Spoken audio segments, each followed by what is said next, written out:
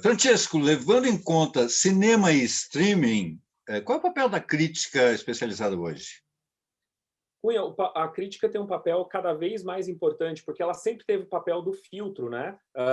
Essa palavra é uma palavra-chave, que ela, diante de tantas produções em todos os campos da arte, é a crítica que, teoricamente, tem a função de filtrar aquilo que é relevante ou não para o consumidor, de modo que faça com que o consumidor não perca tempo com algo que ele vai sair frustrado, que não tem qualidade ou que não tem a ver com o perfil dele, né? Então a crítica também tem que pensar nisso. Se eu trabalho para o veículo, eu atendo um público que gosta de produtos mais populares e tal, então eu sei o tipo de obra que eu vou avaliar para esse público. Então, filtro sempre foi um ponto muito importante. Agora, a crítica ela não nasceu por causa disso, né? A crítica ela é fruto indireto do surgimento dos grandes jornais e revistas, como uma forma de combater lá na França o Estado absolutista. E é engraçado porque a crítica ela deu voz a essa nova classe que surge na França no século XVIII, que não tinha poder. Não era o poder monárquico, não era o poder religioso, não era, mas tinha poder econômico. Então, os veículos ganharam força com isso e, como consequência, a crítica também. Uhum. Um exemplo recente aí, né, do streaming, A Mulher na Janela, do Joe Wright, que está no Netflix, que deu esse embate aí, né? O público adorou, a crítica detestou. Qual é Então, eu fiquei tão a sua curioso. análise? Então, eu fiquei muito curioso por isso, porque eu gosto muito do trabalho da Amy Adams e eu vi também que a crítica detonou e nós, né? Eu até recomendo sempre assim, olha, leia veículos, assista críticos que você gosta, tem credibilidade. E eu gosto muito de ler críticas do The New York Times. E eu fui atrás para saber o que o crítico falou do filme novo dela. E aí que tá, Cunha. O problema é que, às vezes, a crítica mesmo acaba deixando de ter um pouco de credibilidade ela, né? Mesmo de veículos tradicionais. Porque, por exemplo, o crítico do The New York Times, ele fala que é um filme que parece bom, mas fuja dele. Mas ele não fundamenta. Então, por que fugir? E aí, no final, e do crítico ainda dá uma tirada de sarro, fala, olha, esse tipo de filme é para você pegar um Merlot e ficar andando na sua sala e deixar esse filme de fundo. E se não gostar, fuja de casa, brincando com a temática do filme. O problema é que hoje muitas das críticas elas querem apelar para um estilo interessante de leitura ou de falar na televisão e elas perdem o importante que é a fundamentação. Ora, se a Amy Adams ela não está legal no papel, fundamente, cite um exemplo e tal. Isso é tão importante porque, do contrário, fica uma resenha. O que é a diferença da crítica com a resenha? A resenha ela é uma opinião mais rápida de um texto ou um espaço televisivo menor, que você não tem muito espaço para fundamentação. E hoje criou-se o reino das resenhas, né? Não diminuindo a importância, mas a crítica ela é muito mais aprofundada. E mesmo veículos como esse, como o The New York Times, acabam indo para isso, uma adjetivação sem fundamentação. E cá entre nós, você gostou ou não gostou? Pois é, aí que tá. Eu concordo que a crítica, eu sinto, por que ela recebeu uma crítica negativa?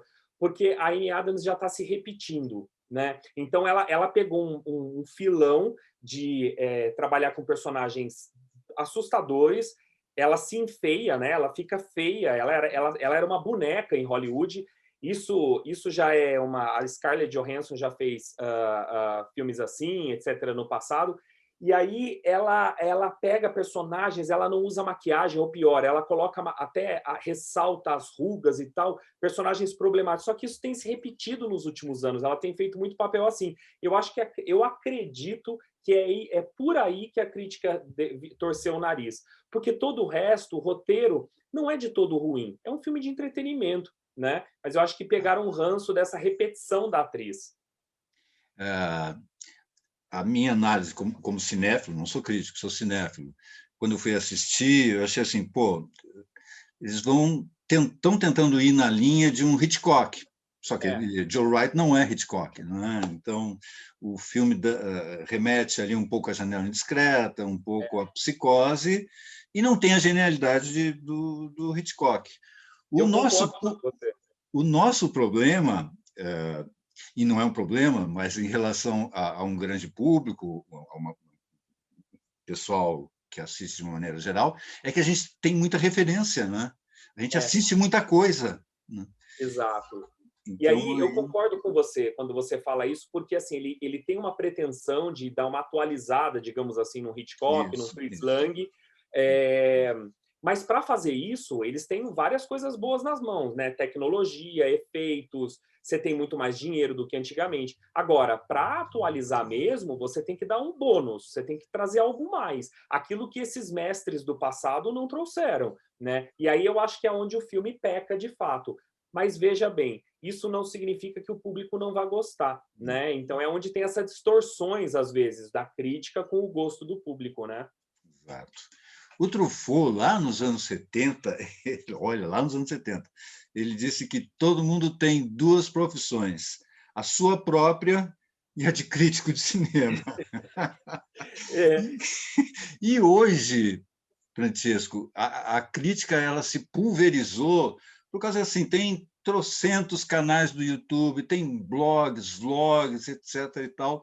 Todo mundo é crítico agora e tem para quem falar, né? é engraçado que o que está acontecendo hoje com a crítica aconteceu com juiz de futebol, né? Porque com todo mundo é juiz de futebol quando está rolando o jogo, Olimpíada, Copa e tal, né? Mas não é bem assim. A crítica ela tem que ter uma formação. O crítico ele é um cara que, no mínimo, ele entende muito bem de história do cinema, mas isso é o mínimo.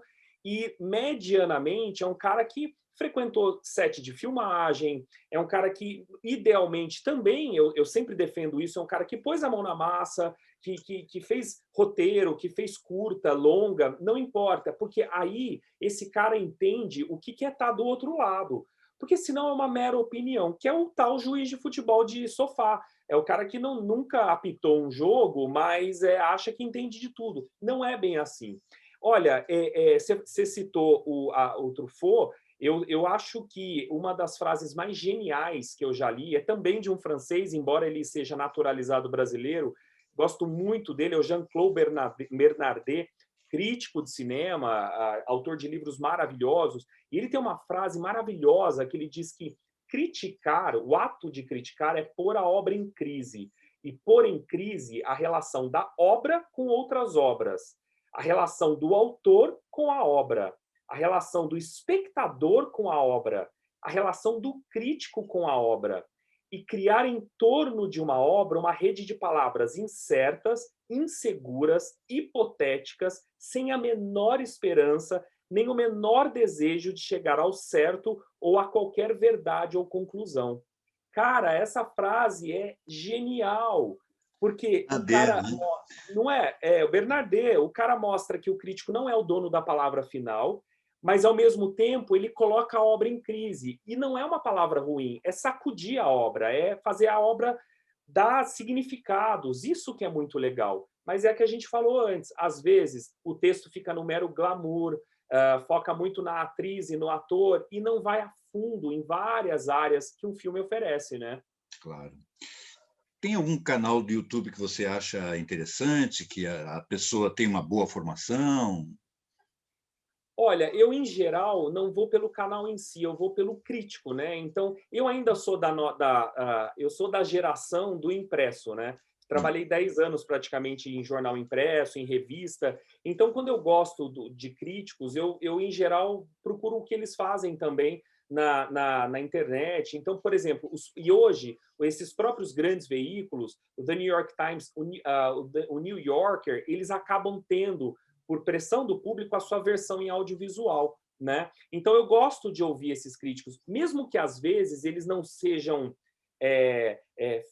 filhos do audiovisual, eles sejam muito melhores em texto, mas o conteúdo do que eles falam é o que me interessa muito mais. O resto, Cunha, que são os canais que falam canais especializados que falam só de uma série, de um filme, de uma franquia, isso não me interessa muito, porque eu acho que aí é muito mais para fã do que para quem quer entender mesmo aquela arte, né? claro, com certeza. Você citou aí o Bernardet, e nós tivemos uma era de ouro aí de grandes críticos, né? Desde lá do pessoal do Cahiers de Cinema, André Bazin, e o próprio Truffaut, que foi crítico, né? O Godard e tal. Aqui no Brasil, nós tivemos críticos excepcionais. A gente pode citar o Paulo Emílio Salles Gomes, né? Que escrevia coisas incríveis no Estadão, e lá no Rio de Janeiro, não tão conhecido aqui em São Paulo, que é o Antônio Moniz Viana, que chegava a comprar brigas feias com o pessoal do cinema novo, descreveu muito mal sobre Terra em Transe, por exemplo, e o Glauber queria a cabeça dele, glauberiano, né? Eu vou matar esse cara que escreveu mal no meu filme e tal. É, é. Mas tem essa coisa dessa época de ouro, né? Dessa era de ouro dos grandes críticos. Né? Então, você sabe que o primeiro considerado o primeiro grande crítico brasileiro é o Machado de Assis, né? Ele era um crítico literário, ensaísta, ele fez críticas sobre obras do José de Alencar, etc. E ele é um excelente crítico, por ser também um grande escritor. Você citou Paulo Emílio Salles Gomes. O Paulo Emílio, que para mim é um dos grandes críticos da América Latina, ele tinha um pensamento, não é literal isso, que ele não falou dessa forma, mas ele dizia que o pior filme universitário brasileiro é mais importante para nós do que o maior filme do Fellini. E aí eu tive colegas da área que criticavam muito essa frase, colocavam até em livros. O Paulo Emílio está maluco, isso é regionalismo, isso é muito, né? E não, o que ele quis dizer é que quando a importância da nossa obra se dá para a gente ver o estado da nossa arte. Ele não está dizendo que um filme universitário ruim é melhor que a obra do Fellini, mas ela diz muito mais sobre as nossas condições da arte do que um filme do Fellini. E o brasileiro tem muita mania de olhar para fora o tempo inteiro, né? Na verdade, olhar para cima, Europa e Estados Unidos. E a gente esquece de olhar para cá. E você citou críticos, o outro crítico que eu gosto muito é o Jean-Michel Frodon. Ele foi editor da Cahiers do Cinema. E Mais no ano de recente agora, né? Recente, exato. E no ano de 2004, não me lembro, ele veio ao Brasil para uma palestra e ele disse uma coisa muito interessante, que ele fala que o efeito imediato da crítica ele é praticamente nulo. A crítica para grandes blockbusters ela não tem nenhuma importância, ela não vai alterar em nada a bilheteria. Nenhum crítico do mundo é capaz de tirar o público de um Harry Potter, de um Star Wars. É muita prepotência do crítico achar que ele tem esse poder.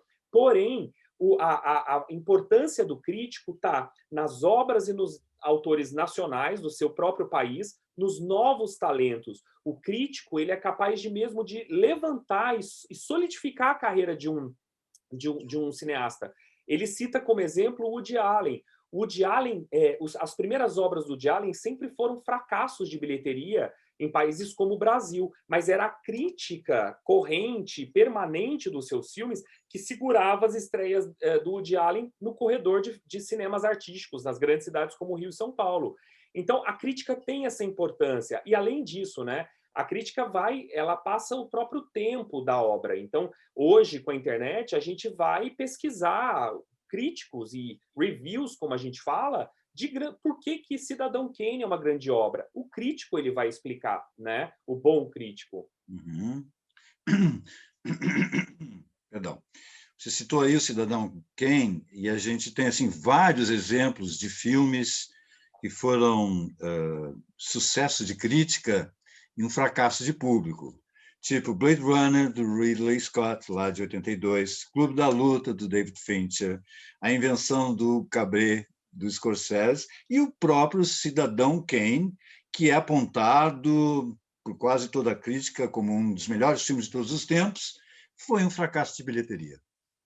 O Cidadão Kane, ele é assim, eu sempre digo como é o filme que, quando você glamoriza demais o Oscar, lembre-se do Cidadão Kane. Porque o Cidadão Kane é considerado pelos americanos um dos 5 melhores filmes que eles fizeram e foi praticamente ignorado no Oscar, né, ganhando um só, se eu não me engano, uma só premiação, que é de roteiro adaptado. Mas óbvio que a gente sabe por quê, existe um jogo de poder por trás, que não deveria ser a pauta de um festival de cinema como o Oscar. Agora, dizem, né, Cunha, que há filmes, há obras artísticas que não são entendidas no seu próprio tempo e que, portanto, naquele momento não são reconhecidas. Eu, sinceramente, tenho dificuldade de acreditar nisso. Eu acho que nós temos pessoas sensíveis o suficiente em todas as gerações para reconhecer o talento, a qualidade de uma obra artística. O que pode acontecer é que esse artista passa anônimo a vida inteira. Isso acontece em qualquer lugar do mundo. Agora, o Cidadão Kane não poderia ter sido tão relegado, né, como aconteceu. Agora, eu entendo o fracasso de bilheteria. Ele não é um filme fácil, ele não é um filme palatável, mas ele se comunica bem. Talvez ele seja mais um filme de arte do que mesmo de apelo ao público, que explica um pouco o seu fracasso, né, de bilheteria. Mas na casa dele, eu lembro sempre de um outro filme que é As Regras do Jogo, do Jean Renoir, que foi, como toda a obra do Jean Renoir, um fracasso de bilheteria. As Regras do Jogo é considerado um dos 10 maiores filmes da história do cinema. E quando eu coloco ele para colegas e alunos e tal, eu falo, olha, você não vai entender porque ele é um dos maiores filmes da história do cinema. De cara, ele não tem esse apelo. Porém, se você analisar quase que semioticamente o filme, você vê a qualidade dentro dele, né? E a gente tem que lembrar que é importante existirem cineastas que não têm a intenção de fazer filmes para grandes bilheterias, né? Porque senão, se a indústria só der a possibilidade de cineastas fazerem seus filmes para obter grandes bilheterias, a gente não teria Kubrick, a gente não teria a maior parte dos cineastas que fazem um cinema mais autoral. Sem dúvida, eu super concordo com você. E é bom lembrar que, antigamente, eu não sei agora, mas até pouco tempo atrás, os estúdios americanos eles tinham uma fatia do seu orçamento anual, que é o que eles chamavam de fundo perdido, que era o quê? Era alguns milhões de dólares ali, que eles investiriam em roteiros muitíssimo arriscados, em que eles não tinham nenhuma expectativa de retorno de bilheteria. Ou seja, os estúdios reconheciam a importância de se investir em obras ousadas, porque é isso que vai reoxigenar a própria indústria cinematográfica. Então, você citou o Kubrick, mas citando até mesmo, por exemplo, o David Lynch. O David Lynch é autor do Cidade dos Sonhos, que é considerado uma coisa mediana, quase um fracasso de bilheteria. E ele está na lista dos 10 maiores filmes americanos. Se o David Lynch não tivesse tido o suporte para fazer aquilo que ele queria, certamente a indústria seria mais fraca hoje. E a gente está, inclusive, vivendo um momento digamos, de retração criativa do cinema, né? Como o cinema é muito caro e está tudo em crise no mundo inteiro, não só por conta da pandemia, mas por conta da crise econômica mundial, as grandes investidores se retraem e eles acabam apostando no quê? Sempre naquilo que eles consideram que é a mina de ouro, que não vai dar errado. Então, por exemplo, a citar a Disney, né? A Disney vai e traz Dálmatas, agora traz Cruella, e aí vai trazendo, se duvidar, todos os 101 cachorros para um filme cada um, né? Porque sabe que aquilo é certo de dar bilheteria. Só que isso acaba perdendo em diversidade, em ousadia criativa, né? Claro. Mas a crítica, especialmente aqui no Brasil, sempre teve problemas em aceitar, dar boas estrelinhas para as comédias. Isso vem lá desde as chanchadas, né? Nos anos 50, Oscarito, Grande Otelo. A crítica, na época, torcia o nariz totalmente para aquele tipo de filme e eles só foram serem resgatados, etc., e ter um certo reconhecimento, agora há pouco tempo.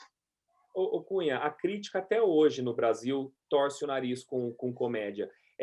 Você citou a chanchada era odiada e o cinema novo deu gasolina para isso, porque o Glauber odiava a chanchada, chamava de a irresponsabilidade com o ofício, mas a chanchada teve uma importância, que é a formação de público. Agora, vamos combinar que esse preconceito existe até hoje. até antes da morte do Paulo Gustavo, muito crítico torcia o nariz pelos filmes dele. Por conta da trágica e muito jovem a perda dele, que se trouxe o carinho por suas obras. Mas as suas obras têm um mérito, a gente sabe fazer muito bem comédia. A crítica tem um certo preconceito. Da mesma forma, saindo do campo do cinema, no campo da música, a crítica, em geral, torce um pouco o nariz com sertanejo universitário, com Funk. funk, etc., né? Isso é tradicional. Os próprios críticos reconhecem isso quando a gente entrevista eles. Então, isso é uma pena, porque a gente tem um grande talento por comédia, né? E no caso da música, a gente tem grandes artistas também dessas áreas. Você mais ou menos já deu uma pincelada, mas eu gostaria que você falasse assim, você é um grande formador, né? Você passa muito os seus conhecimentos, você dá aulas, você é professor. Como é que uma pessoa que tem a pretensão de fazer crítica, de escrever, o que ela deve fazer? Qual deve ser a formação dela? Olha, Cunha, eu sempre falo para os meus colegas e alunos que querem ser que assim, primeiro passo mínimo, o mínimo exigido é você gostar de ler muito. O crítico ele não pode só gostar de ler de cinema. Ele tem que entender história, ele tem que entender economia, porque para fazer uma boa crítica de um filme, você tem que entender do conteúdo que se fala. Você não precisa ser um expert naquilo, mas você certamente tem que entender o mínimo, por exemplo, sobre a Guerra do Vietnã para entender Apocalipse Sinal, né? O que está por trás daquele discurso. Depois disso, eu acho muito importante você ter uma formação especializada em história do cinema e também uma formação prática, né? O crítico que escreve um roteiro, a gente já falou disso, o crítico que se joga para tentar fazer um curta-metragem, mexer um pouquinho com a questão dos equipamentos e tal. Hoje é tão mais fácil isso do que até mesmo da minha época, nos meus anos de redação, eu peguei a era do DVD, né? Então, as câmeras, eu não tinha celular com câmera, né? Então, hoje em dia é muito mais fácil. Você tem uma pulverização, inclusive de canais e de festivais, que você pode jogar essas obras, né? Então, eu acho que isso é o mínimo. Agora, persistência, é o que eu falo para quem quer ser crítico, né? Não é 99% trabalho e suor e 1% glamour, que é uma grande bobagem, né? E no próprio cinema a gente fala isso, né? É muito mais trabalho do que glamour. Se o crítico tiver na cabeça que ele está analisando uma obra, abrindo horizontes para quem vai assisti-la ou para quem quer conhecer um pouquinho mais de outras coisas a não ser da obra, eu acho que esse é o objetivo principal do crítico. O resto é tudo secundário, é tudo bobagem. Tem algum filme que a crítica, de um modo geral, não gostou e que você particularmente gostou, se entreteu, enfim, que você saiu feliz depois de ver o filme? Olha, eu acho que eu nunca falei isso abertamente. Eu falava eu acho que eu não sei nem se eu já falei isso em sala de aula, mas eu vou contar. Aquela coisa assim de que toda a crítica torcia o nariz por esse filme e eu gosto desse filme. Eu me diverti à beça quando foi lançado o Evita, com a Madonna. Eu me lembro que o filme, se eu não me engano, foi indicado ao Framboesa de Ouro como um dos piores filmes e tal. E eu acho uma delícia o filme, é gostoso, as músicas são chiclete, acho a atuação da Madonna gostoso de ver, tem a ver com a gente, com a América Latina. Então, assim, é um filme que que os americanos chamam de cheesy, né, de brega, mas que eu adoro. Então, tá aí. Esse é o filme que eu nunca falei publicamente que eu gosto e eu gosto mesmo. Agora as pessoas vão saber. É. Eu não acho também tão ruim, não. Tem filmes que eu vou para me divertir mesmo, sem maiores pretensões assim, artísticas. Tem isso, né? Às vezes, a gente tem que ir desarmado, né? É. Tem que ter essa coisa assim, vou analisar frame a frame, vou analisar o roteiro. Às vezes tem que desarmar. Não, vou para me divertir mesmo. Você sabe que eu brinco que quando eu fazia crítica rotineiramente em redação, eu falava os filmes mais difíceis para fazer crítica para mim são dos diretores que eu mais gosto. Então, por exemplo, o meu diretor predileto, o meu Deus do Olimpo é o Stanley Kubrick, todo mundo sabe disso. E se eu tivesse que fazer uma crítica sobre um filme dele, eu estaria ferrado, porque eu não sei se eu ia conseguir tirar o lado fanático fã. No entanto, dois tipos de produção que eu não gosto muito, e que aí eu consigo fazer críticas mais frias, mais centradas, são musicais, são poucos os filmes como Evita que eu gosto, e faroestes. Eu nunca fui muito fã de faroeste, embora reconheça que tenha maravilhosos. E aí você consegue fazer uma coisa mais fria, né? O problema é que hoje em dia esses críticos, ou os pretendentes a críticos nos muitos canais de YouTube, eles escolhem a obra porque adoram o ator ou o diretor e por isso falam sobre aquela obra. Mas aí é um fã escrevendo sobre a obra. Não foi uma escolha pautada por critérios artísticos, até jornalísticos, a importância daquela obra naquele momento, né? Então é um fã falando ali. Para encerrar, eu peguei uma frase que eu achei bem interessante. Não é preciso concordar com o crítico, mas cabe o reconhecimento que as reflexões podem enriquecer a leitura dos filmes abordados. Eu adoro, gostei dessa frase. E é engraçado que, por exemplo, o Estadão, ele tinha eu não sei se ele tem esse hábito ainda, mas antigamente ele tinha um hábito de fazer assim, mandar dois críticos para uma mesma sessão e fazer o gostei e não gostei, né? Eu, em geral, quando eu gostava da obra, eu li o texto de quem não gostava. Isso é um exercício muito importante hoje em dia, até para a crítica. Vá ler aquilo que fale contra que você acredita. Por quê? Porque, no mínimo, você vai descobrir um outro olhar, um outro pensamento, que é um pouco dessa frase que você falou, né? Porque, senão, a gente fica sempre na mesma bolha, né, Cunha? A gente vai reforçando as nossas próprias convicções, aí a gente não sai do lugar, né? Exatamente.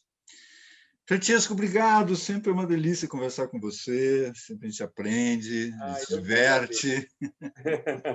Eu que agradeço, é um prazer, ainda mais falar de crítica, né? Exatamente. Né?